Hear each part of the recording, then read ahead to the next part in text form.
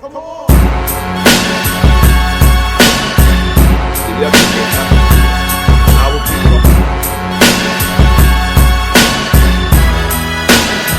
Hello, my name is Denise Jones, and I am the attorney in the award-winning feature film I Do. You can see it on Tubi, Amazon Prime, and other major. As we get through those, just talk about your journey from Menace to Society, getting into the actual game now, being a force in the game, and where life took you from there, from Menace to Society. Bro, man, y'all got the receipts, bro. I love it. I love it. And no, you're absolutely right. Like after Menace, it really just the trajectory of my career just kind of it just took off. Like you said, man, it really felt like everything I was at one point felt like everything I was going out for, I was booking. You know, I even tell you one story, like when you talk about like Waiting to Excel and Strange Days, right? So I played Angela's son in both of those films. I actually auditioned for How Stella Got Her Groove Back. And they wanted me for that too. But the producers felt like it would start to look weird. Like, why is this same kid always playing her son and everything? Right. So they actually, for that reason, I didn't get it. But yeah, man. And then I forget almost what was next, but I feel like it was Waiting to Excel after Menace. But like every experience, man, was just amazing. And it's funny how like each experience kind of catapulted me to the next one. So talk about Soul Food, George Tillman Jr., man, shout out to him, writer and director of the film. He saw me in The Fan with Wesley Snipes and Robert De Niro. And I remember the first time I met him, I didn't even audition. He just wanted to come. I was playing Pee Wee League football at the time. And he just wanted to get to know me and my mom. And that was the first time a director really just like wanted to get to know me. And it's funny looking back on it, I get it because I was essentially playing him when he was a kid. That was like his life story. So he wanted to make sure that I kind of like embodied that, embodied Ahmad in that film. And that experience, man, was just, it goes without saying, man, it was one of the greatest experiences of my acting career. It is the film that most people know me from. And it's kind of dope, man, to have like social media now where you kind of can give flowers to people who did stuff, back in the day. It's an amazing experience, man. So you do Soul Food. It comes out, in the theaters. How does life change for you after that? How much of a bigger star do you become after Soul Food? Bro, after Soul Food, I'm not sure if y'all familiar with like there was like a big three agency. It was William Morris, CAA, and they're still around. And I think one of them might have merged, but it was CAA, William Morris, and ICM. Okay. And like to get to that level, you have to be like referred. And at the time, Vivica, and shout out to Vivica, man, who's still like she's like a godmother to me, man. She's amazing. She was with William Morris, and I ended up getting with William Morris as a result of Soul Food. I won an NAACP Image Award for that role. People, honestly, like that was the game changer. Because at the time, I was getting offered roles. Like after Soul Food, I was like not even having an audition. I actually got offered The Wood.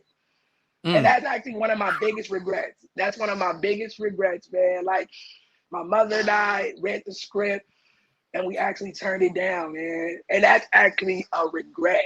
Like, and I went out for Big Mike, man. But shout out to Sean Nelson, man, who bodied that role. But, because I'm a believer that everything happens the way it's supposed to. And, he was supposed to be, Big Mike in that, man. But yeah, man, that was a regret. Like, if I can do that one over, I definitely would not have turned that one down, man.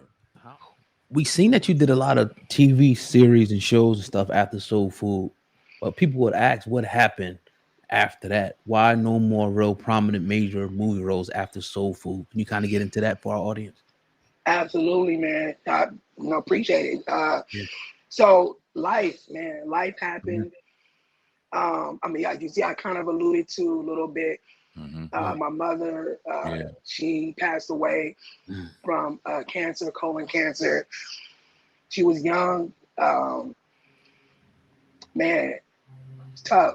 You know, my mom was my best friend. She was anybody that knows me and growing up, you know, in the industry, my mom was right there.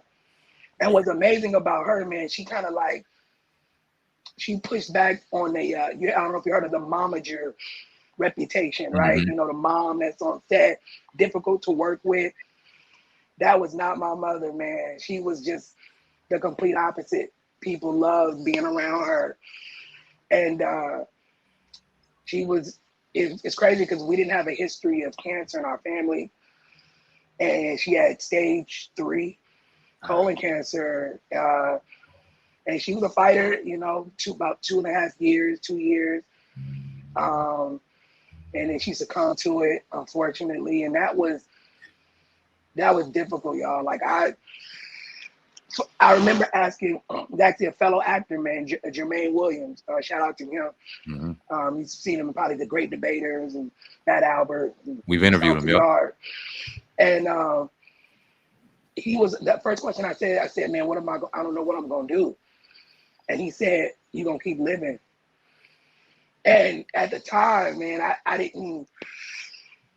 I really felt like I didn't have a reason to do anything. Like she was the reason, y'all, that I got into this. She film, TV, just writing, directing, even like she produced everything I did. And I was going through the motions, y'all, for at least 2-3 years. Just going through the motion, just existing, y'all. And Black man therapy is legit. Like, I get it. I get the stigma. I was with the stigma. Like, I wasn't, nah, man, I'm not crazy. I don't need to talk to nobody. I feel like if you Black, you should be in therapy of some kind. Anyway. Yeah. But Black men, man, we got traumas out here, man. And that was one of my greatest traumas, man, as well. And it was tough, man. It really was. And therapy helped me, honestly, to get through it. Like, honestly. And I'm not talking about just talking to a friend, talking to your pastor. Nah, I'm talking about, like, legit lining up for therapy, somebody who don't know you, who could be objective to the shit that we go through.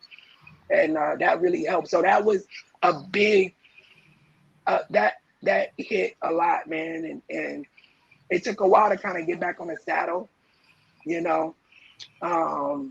It took a while, man, to kind of get back on the saddle with that. So I know when people ask that, you know, and I'm sometimes reluctant, you know, to share that deeply, man. But you know, like I said, you guys are, like I said, I'm fan of y'all, man. So you know, I appreciate y'all asking.